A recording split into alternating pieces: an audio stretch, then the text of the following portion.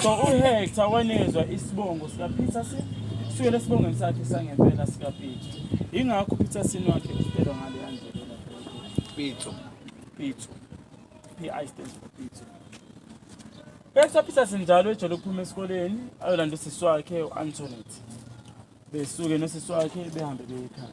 Ngale yalanga wathi umzimba wakhe masusu phansi oqhamuka umfana oyengahlangene nokwenzeka wabona umzimba uphansi wafusha umzimba wasafuna usizo. But decided to get killed. Before we fake clinic obakhona osemzima isithombe sakhe sathishela amazwi ngaphansi. Amaphoyisa asithatha isithombe ahambe kuza ngaphakathi. Kungabe ubani owazi umfana okwambona? Amaphoyisa ayicabanga ukuthi sithi emashini okwakuyena owehleli imali. Ufana azange asaba nesibindi sokuhlala wabudane wabaleka. Ngo-1978 kusukela ngo-1976 ebalekile kwathola lencwadi ephuma kuyena ethi ma iseNigeria ithola umfundaze uqale ngayo eBotswana ngasuke eBotswana sasesigcina ukuzwa ngayo kuze kube namhlanje asazi. 2006 mabebuza uma wakhe ubani uMbuyiso Makhulu inemessage engabe kulayini wakhe wokuqala uthi uMbuyiso owazi nesandla. The reason why it is owazi ngoba sazi noma usaphila noma akasaphila. Amahebezi athi umuntu onjengaye useCanada umental so asazi.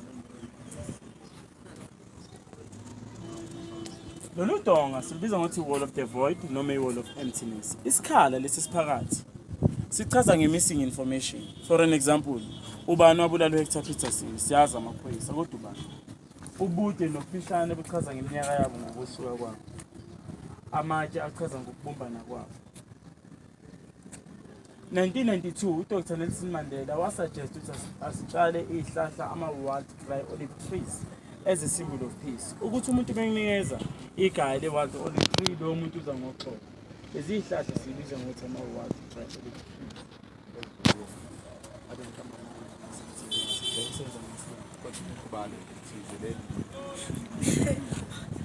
Utshani buqala la oqala khona museum uhambe buyele ngaphesheya kwesana nalezi zihlahla uzobeka la ekusasa sinathula uzothi firing line noma line of 5 a new generation izihlahla amatshe lawa achaza ukuthi iwona ama-weapons abantwana babenawo ukuze bekwazi ukuthi beziphindiselele emaphoyiseni. Unegabade elikhulu lelo ngazi ubani othe uGoliath lasha Goliath indlela cha lothi sibumbene akunamuntu omnyama akunamuntu omhlophe sonke sabantu. Ngaphambilini iNational Anthem unkosisikelele bathi icula ngamalanguage amabili manje sowamalanguage amabili yiwo sarandile la system yesana. Babedinwa kakhulu abantwana bashisa amaklinikhi ama-bookstores kwaqhamuka umlungu enyuka uthi emenyuka umlungu bacosha amatshe bamshaya bathi maqeda ukumshaya esefile bamhlahlela bamkhatha into pieces bathatha umzimba wakhe bafaka ku-dustbin. Ngesimo sokuthi abantwana sebeshisa amaklinikhi nama-bookstores abantu bakithi basuke emakhaya eKZN bazosebenza eGoli. So uma sekushisa indawo abasebenza kuzona babe sebedinga beza bazokula. Ngesimo sokuthi umuntu omdala mebula ngengane ngakho abantu baseGoli basuka kusingelela kwasuka besuka eMurafi hostel bazobulala amazwe.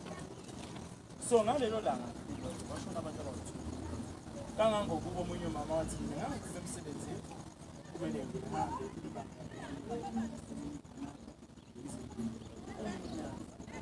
semangene endlini umntwana wami lapho ukuthi ngene endlini container yathi angizange sema sengiphuma sengikhanyise ngisingaqalaza ukuthi umntwana mulaphi ngiyomemeza uyenze basho umntwana